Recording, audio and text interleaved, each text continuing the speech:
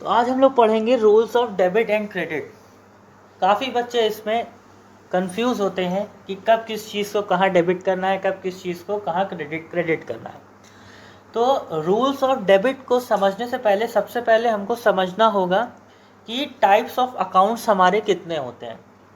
तो बेसिकली हमारे 3 types of accounts होते हैं। चलिए देखते हैं कौन कौन होते हैं। टाइप्स ऑफ अकाउंट्स में जो पहला अकाउंट आता है हमारा, वो होता है हमारा पर्सनल अकाउंट।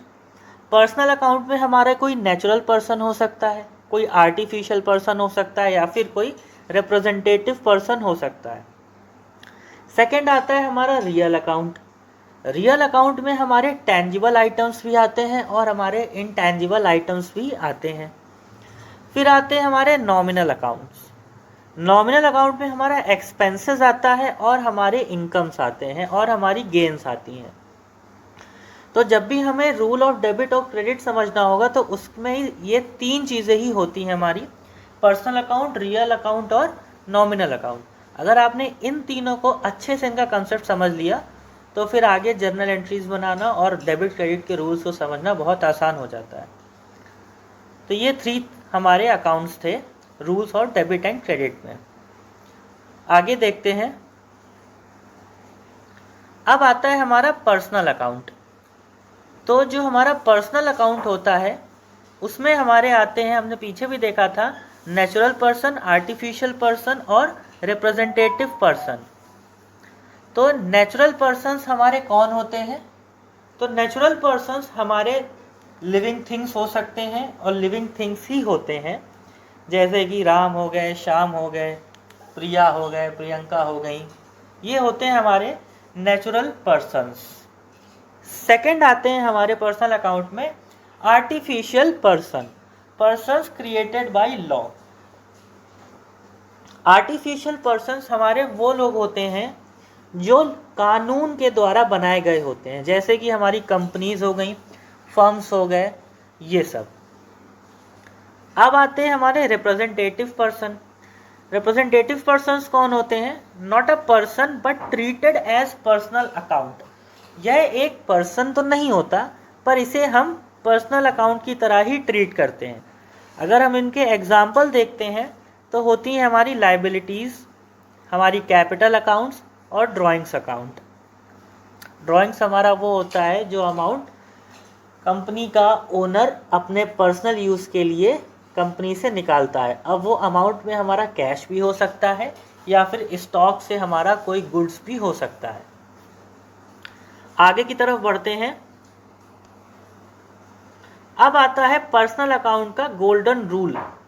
तो पर्सनल अकाउंट का गोल्डन रूल बहुत इंपॉर्टेंट है, जर्नल एंट्रीज करने में बहुत ही मदद करते हैं ये। अगर यहीं पे रूल समझ लिया तो समझिए कि जर्नल एंट्री करने में कभी कोई दिक्कत आनी ही नहीं है। तो पर्सनल अकाउंट का गोल्डन रूल होता है debit the receiver, credit the giver. कह रहा है जो हमें कोई चीज़ देता है वो होता है गिवर, और जो रिसीव करता है वो होता है रिसीवर। तो जो बंदा रिसीव कर रहा है कोई चीज़ उसको हम डेबिट कर देंगे, और जो बंदा हमको कोई चीज़ दे रहा है उसे हम क्रेडिट कर देंगे। फॉर एग्ज़ाम्पल, राम ने हमको 4 टॉफ़ी दी तो हम यहाँ पे डेबिट होंगे और राम यहाँ पे क्रेडिट हो जाएंगे। एक एग्जाम्पल देखते हैं। 3 अप्रैल 2025 की एक जर्नल एंट्री बनाने को बोला गया है। कह रहा है purchase laptop from Neha for ₹5000 on credit. कह रहा है कि नेहा से एक लैपटॉप खरीदा था 5000 रुपये में, वो भी क्रेडिट पे, उधार पे खरीदा। तो इसकी जर्नल एंट्री हमारी क्या होगी? अब नेहा यहाँ पे हमारी पर्सनल अकाउंट है, तो जो जर्नल एंट्री बनती है, हमने यहाँ पर लैपटॉप खरीदा तो हम यहाँ पे क्या रिसीव कर रहे हैं? हम यहाँ पे लैपटॉप रिसीव कर रहे हैं। तो लैपटॉप हमारे पास में आ रहा है तो हम लैपटॉप को यहाँ पे डेबिट कर देंगे। और किससे आ रहा है, किससे खरीद रहे हैं और कौन हमें दे रहा है? तो नेहा के थ्रू आ रहा है, तो नेहा का अकाउंट हम क्रेडिट कर देंगे क्योंकि नेहा यहाँ पे गिवर है। तो यहाँ पे जो रूल लग रहा है हमारा debit the receiver, credit the giver, debit होगा हमारा laptop account debit to Neha account, और बाहर के कॉलम में अमाउंट्स चले जाएंगे। फिर नीचे हम छोटा सा एक लाइन लिखते हैं जिसे हम नरेशन भी कहते हैं। वहाँ पे नरेशन बनेगा being laptop purchased on credit. जब भी हम नरेशन को स्टार्ट करेंगे तो हम हमेशा बीइंग से स्टार्ट करते हैं। आगे की तरफ बढ़ते हैं। अब आते हैं हमारे रियल अकाउंट। रियल अकाउंट को हम एक तरीके से एसेट अकाउंट्स भी कहते हैं। क्या तो होता है रियल अकाउंट, चलिए देखते हैं। Account which are not a personal account such as machinery, cash account, rent account etcetera. तो रियल अकाउंट हमारे वो अकाउंट होते हैं जो पर्सनल अकाउंट नहीं होते। चलो ये बात तो ठीक है, रियल अकाउंट हमारे वो अकाउंट हो गए जो पर्सनल अकाउंट हमारे नहीं होते। तो होते क्या है रियल अकाउंट में? तो रियल अकाउंट में जो हमारे चीज़ें आती हैं वो होती हैं हमारी machinery, cash account, rent account, land, building, office premise, और जो भी एसेट्स होंगे वो हमारे रियल अकाउंट में आते। तो अब एसेट होते क्या है हमारे? एसेट हमारी वो वस्तुएं होती हैं जो कंपनी में या किसी बिजनेस में इस्तेमाल हो रही होती हैं और जिनकी फ्यूचर में एक रीसेल वैल्यू होती है। जैसे कि हमारी कंपनी में प्रोडक्शन में मशीनरी इस्तेमाल हो रही है, तो आने वाले कुछ समय बाद जब ये मशीन का लाइफ, यूज़फुल लाइफ पूरी हो जाएगी, तो यह हमको जाते जाते बिकते टाइम पे कुछ वैल्यू दे जाएगी, यानी कि इस मशीन की फ्यूचर में कोई रीसेल वैल्यू होगी, तो इसे हम एज अ एसेट ट्रीट करेंगे। एसेट हमारे दो तरीके के होते हैं। एक होते हैं टेंजिबल एसेट। टेंजिबल एसेट्स हमारे क्या होते हैं? Which can be touched, feel और सीन। टेंजिबल एसेट्स हमारी वो एसेट्स होते हैं जिनको हम अपनी आंखों से देख सकते हैं, महसूस कर सकते हैं और हम उन्हें छू सकते हैं। फॉर एग्जाम्पल यहाँ पे दिए रखे हैं मशीनरी, बिल्डिंग और लैंड। मशीन को हम टच कर सकते हैं, बिल्डिंग को हम टच कर सकते हैं, हम लैंड को टच कर सकते हैं। आप लोग अपना मोबाइल यूज़ करते हैं, मोबाइल भी एक एसेट है, आप उसको टच कर सकते हैं, फील कर सकते हैं, देख सकते हैं, और आने वाले समय पे अगर आप उसको बेचते हैं तो वो भी आपको एक रीसेल वैल्यू दे के जाता है। आगे बढ़ते हैं। अब आ जाते हैं हमारे इनटेंजिबल एसेट्स। इनटेंजिबल एसेट्स जो होते हैं हमारे क्या होते हैं? तो intangible assets are those that can not be touched, feel और सीन। इनटेंजिबल एसेट हमारे वो वस्तुएं हैं जिनको हम ना तो देख सकते हैं, ना तो छू सकते हैं और ना ही फील कर सकते हैं। फॉर एग्जाम्पल एक ट्रेडमार्क हो गया या फिर गुडविल हो गई। अब आप कहेंगे कि इनको तो हम फील नहीं कर सकते, टच नहीं कर सकते, तो ये हमको फ्यूचर में रीसेल वैल्यू कैसे देंगे? कोई भी कंपनी होती है, अगर वो बहुत अच्छी मार्केट में चल रही है तो उसकी एक गुडविल बन जाती है। तो जब वो कंपनी चाहे तो अपनी गुडविल को बेच सकती है एक पर्टिकुलर अमाउंट लेके, तो यहाँ पर हमारा वो गुडविल जाते जाते उसको एक रीसेल वैल्यू दे जाती है। तो इस तरीके से हमारे होते हैं इनटेंजिबल एसेट्स। हालांकि इनटेंजिबल एसेट्स हमारे और भी होते हैं, पेटेंट्स होते हैं और भी राइट्स होते हैं। अब आता है हमारा सेकेंड अकाउंट, जो रियल अकाउंट है, उसका गोल्डन रूल। तो रियल अकाउंट का गोल्डन रूल कहता है debit what comes in, credit what goes out.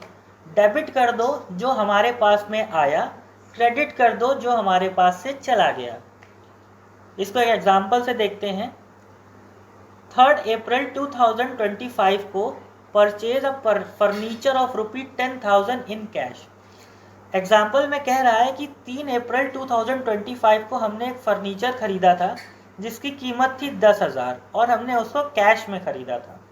तो इसकी जर्नल एंट्री क्या बनेगी?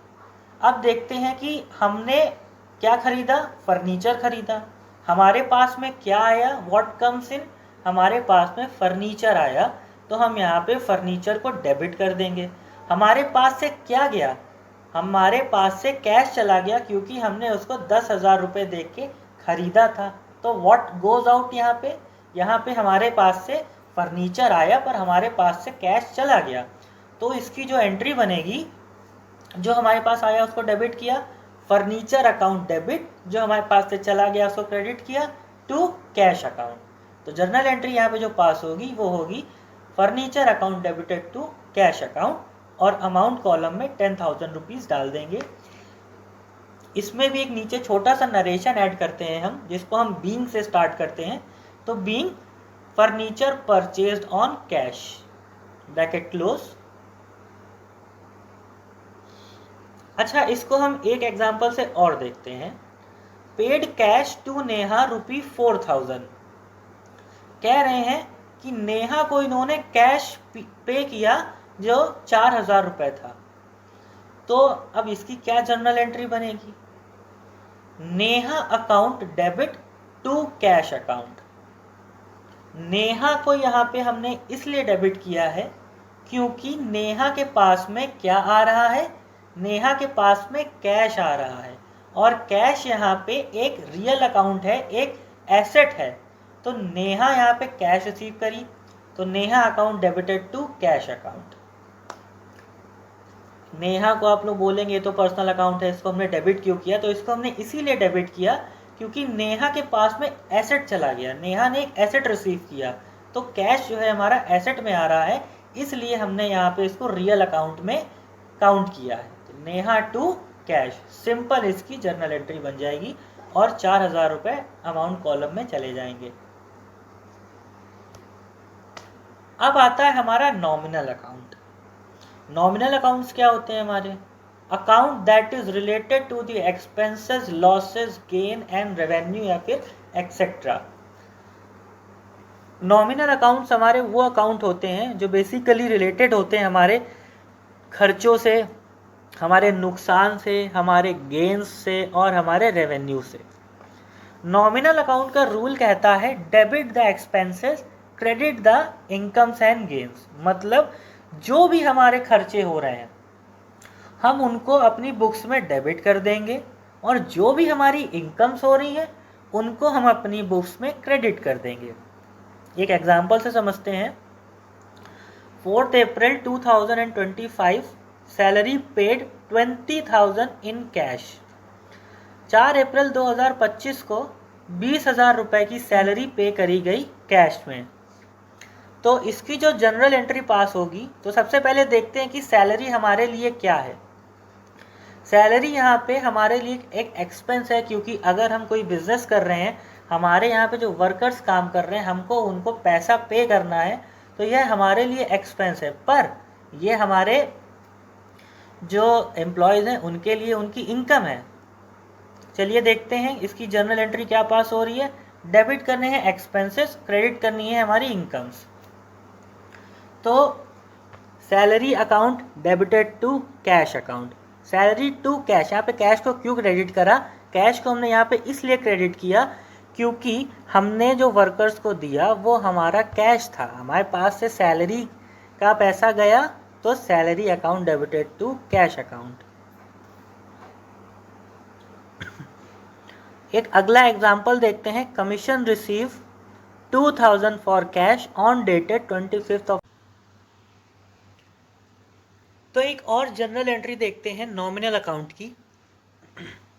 क्वेश्चन है commission received 2,000 for cash on dated 25 of April 2025।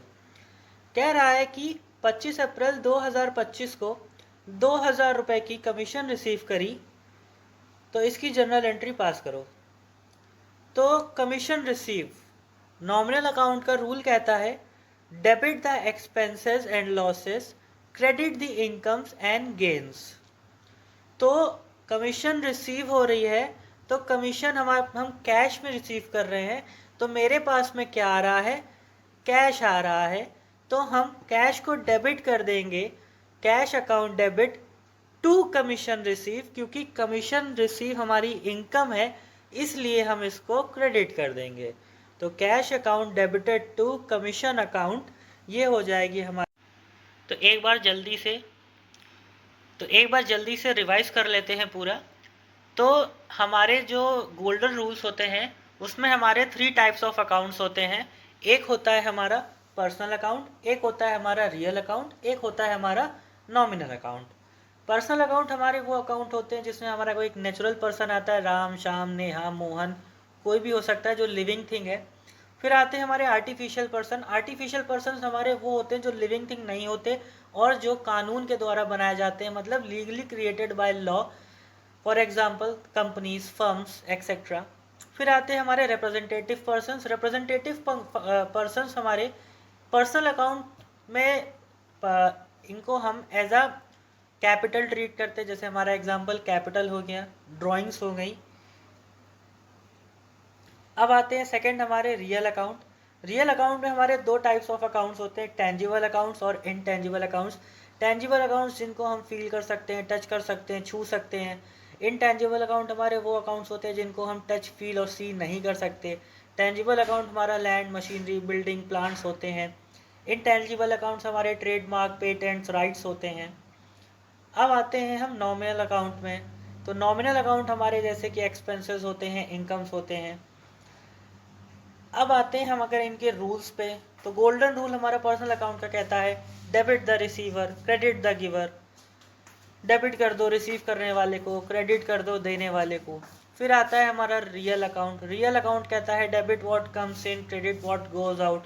जो भी हमारे पास में आ रहा है उसको हम डेबिट कर दें और जो भी हमारे पास से जा रहा है उसको हम क्रेडिट कर दें। रियल अकाउंट को हम एसेट अकाउंट्स भी कहते हैं। फिर आ जाते हैं हमारे नॉमिनल अकाउंट। नॉमिनल अकाउंट का गोल्डन रूल कहता है debit all the expenses and losses, credit all the incomes and gains. मतलब जितने भी हमारे खर्चे हैं, हमारे नुकसान हैं, उनको हम डेबिट कर दें और जितनी भी हमारे इनकम्स और हमारे फ़ायदे हैं उनको हम क्रेडिट कर दें। तो ये था हमारा एक पूरे ओवरऑल इस चैप्टर का एक समरी। ऐसे ही इन्फॉर्मेटिव वीडियोस के लिए चैनल को लाइक करें, सब्सक्राइब करें और ज़्यादा से ज़्यादा शेयर करें।